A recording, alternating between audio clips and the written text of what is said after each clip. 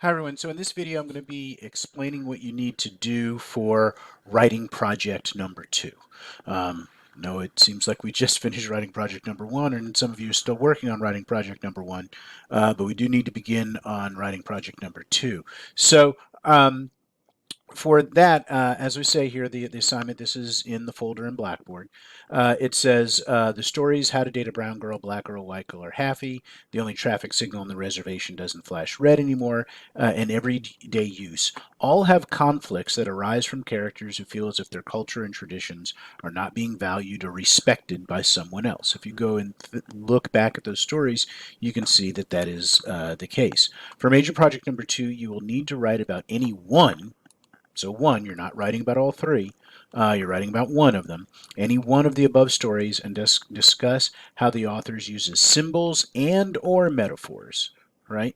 There are definitely symbols here. There are also metaphors in places, and I want you to make sure that you recognize the difference between the two. And that's something that we'll talk about as we go through the pre-writing process. When you're doing your writing plan and your rough draft, you might have some issues with that, and that's something that we can potentially talk about. But you can talk about symbols and or metaphors.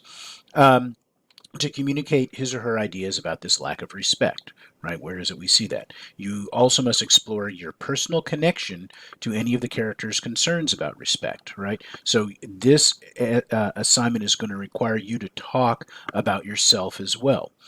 Do you identify them? And if so, exactly how? If not, what exactly is different? What symbols from the story resonate with you, right? Are there symbols in there that make some sense to you? Or what symbols from your own life resonate with the events in the story? Is there some way that you can come up with a connection to the story and any symbols that you might have in your own life that might connect to that? Right? I've had students before who, they might not talk about a quilt, but they might talk about some other family heirloom, some other object that's in the family that they might argue about with their siblings, right? That's a fairly common thing. It might be a piece of jewelry, like two sisters arguing over their grandmother's piece of jewelry. And it relates, and they can see a connection to how that relates to the story everyday use. So you have to, in this assignment, talk about things that have happened to you, right? And connect them to the story. You, of course, might not be from the same cultural background as the characters, but you can be of a different background as someone and still feel as if you understand what they are coming from. So, some of these issues about that, I mean, if we look at How to Date a Brown Girl, you may not be Dominican, but this sense of this possibility of wanting to not be open about where you're from, how you might feel embarrassed about that, that's something that many people might be able to talk about. And so even if you're not from that culture, there might be a sense in which you can understand where they're coming from. This, of course, must have a thesis, right, that is more specific than the prompt. Um, and so make sure that your thesis is kind of going beyond what I just say here. You have to come up with your own ideas. So, for example, if you're writing about the lesson, of course, you cannot write about the lesson. I'm only using that as an example. You could not have a thesis. You could not have a thesis that says, in the lesson, it makes sense to me when Tony Cade Bombara uses the toy clown as a symbol to show how Sylvia feels because I had similar experiences. The reason this is not a good thesis is it says she uses it to explain how Sylvia feels. Well, how does Sylvia feel? Should be telling us, right? And what are your similar experiences? You need to be telling us. And that's what I mean by this needs to be more specific than the prompt, because the prompt kind of says, well, there's something about how Sylvia feels, and you've had some similar experiences. I want something that's more specific than that for your thesis. So as I say, this would not make it work as a thesis because it doesn't show a specific understanding of what happens in the story or make a specific statement about your own life. So let's look at a better, more specific thesis. However, you could write, in the lesson, Toni Cade Bambara uses the toy clown as a symbol to show us that Sylvia feels as if she and everyone in her neighborhood are not valued because some people in the United States spend as much on toys as people in her neighborhood spend on basic living expenses. I also have had experiences that have made me realize that many people ignore the economic difficulties of people like me because we're not seen as valuable. And I say realize your thesis can consist of more than one sentence. So realize that what I've done in here is I've said, look, the toy clown is a symbol, right? To show how everyone are named, they're not valued, right? Because other people spend more money on toys than people in her neighborhood spend on basic living expenses. So I haven't just said it shows how she feels about the toy, the clown is a symbol of how she feels. I've explained exactly how she feels, right? And then I've said how this relates to me, let's say, right? Made me realize there are people, many people ignore the economic difficulties of people like me because they're not seen as valuable, right? And so instead of just saying I've had similar experiences, that's way too broad. I've said exactly what those similar experiences are. Okay, so think about that. Think about trying to be much more specific in your thesis. So that's what I'm going to be looking for when you're doing your writing plan. I say notice that repeats this, saying notice that the second thesis tells us specifically why Sylvia feels undervalued. Some people in the United States spend as much on toys as others spend on basic living expenses, and also tells us exactly how the writer's experience relates to Sylvia's. Your thesis should do the same. So you want to make it specific like this second one, not like this first one. That's the bad one up there. One of the biggest challenges you'll face in writing this assignment is balancing your discussion of the story and personal experiences. This assignment is about both you and the story, so the reader should never feel like one is being discussed at the expense of the other. They both should be there. And there are different ways you can do that, and that's something I'm going to be looking at and you want you to be thinking about for your writing plan. How is it that you are going to talk about these two things? You got to talk about the story and you have to talk about yourself, right?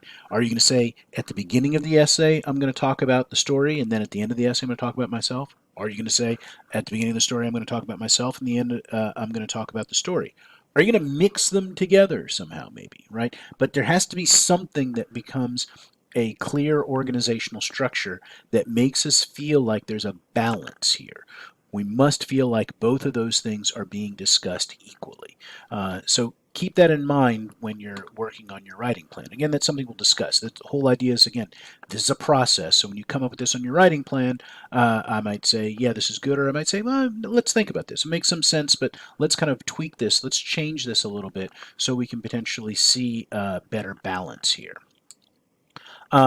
It needs to be 3 pages long in an MLA format, just like before. The rubric, again, this will not be graded, right? I don't grade this. The rubric, though, I'll mark the rough draft, the rubric on the rough draft, and then you will see what you need to improve on, right? So if you're getting unsatisfactories in any of these categories, you want to be working on those, right? If you're down here, those are the things you really need to be working on, right? We want to at least try and get everybody up to good. So if you're good on your thesis, don't worry about your thesis. Don't work on your thesis.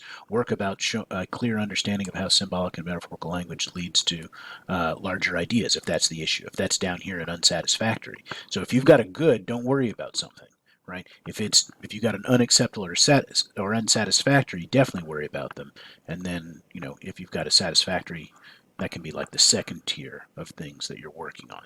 But our goal is to slowly, move everything up into the good category, so that by the end of the semester on our third project, everybody's going to be up there. So again, there's no grade associated with this. It's just a matter of saying this is how, these are the things you need to work on as you're moving from your rough draft to your final draft.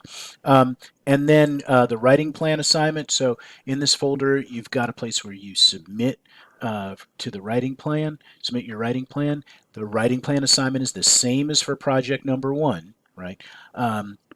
It consists of 2 parts. For part 1 of the assignment, you'll need to do the following. Again, you state the thesis of your project.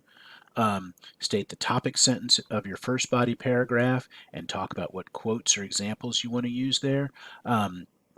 Then you do the same for all of your other body paragraphs. This will be a little bit different because when you're talking about yourself, you might not necessarily have quotes from the story, but you're going to have examples that you're going to use. And so give a short description of the examples that you're potentially using. So again, this is going to look almost exactly the same as your previous writing plan. Here's your thesis.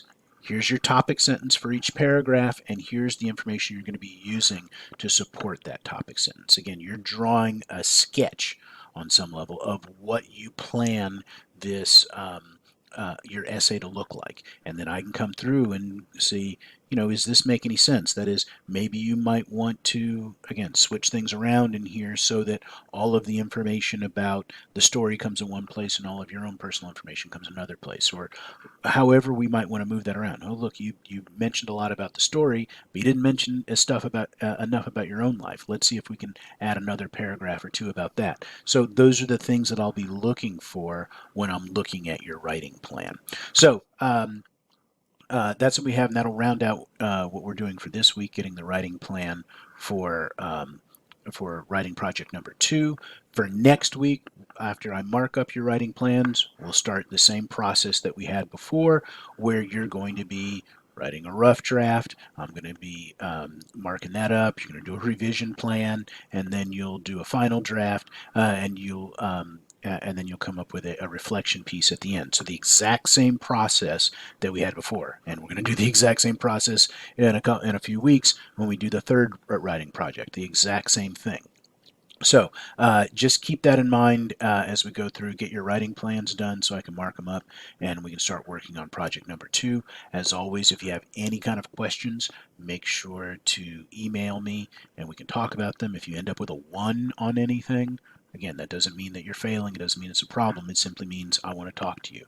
So, and then after we talk, I'll change your grade. So that's what we're doing for writing project number 2. You can go ahead and get started with that. And again, let me know if you have any questions.